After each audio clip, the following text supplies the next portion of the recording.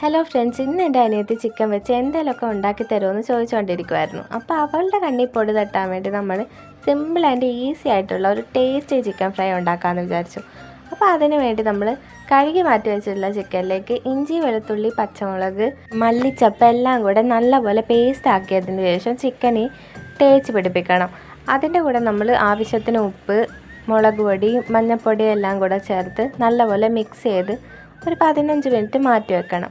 അത് കഴിഞ്ഞ് നമ്മൾ എണ്ണ ചൂടാകുമ്പോൾ എണ്ണയിലേക്ക് ചിക്കൻ ഓരോന്ന് വെച്ച് കൊടുക്കാം.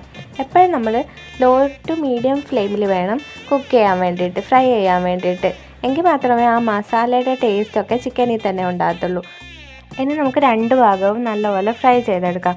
പ്രത്യേകം ശ്രദ്ധിക്കണം, നമ്മൾ ഓവർ ഫ്രൈ ആകാൻ പാടില്ല. മസാലയുടെ ടേസ്റ്റൊക്കെ ആ ചിക്കനിൽ തന്നെ നിൽക്കാൻ വേണ്ടി നമ്മൾ ഒരു ഷാലോ ഫ്രൈ ആക്കി എടുക്കുന്നതാണ് ബെറ്റർ. അപ്പോൾ ഇന്നിത്രേ ഉള്ളൂ ഗായ്സ്.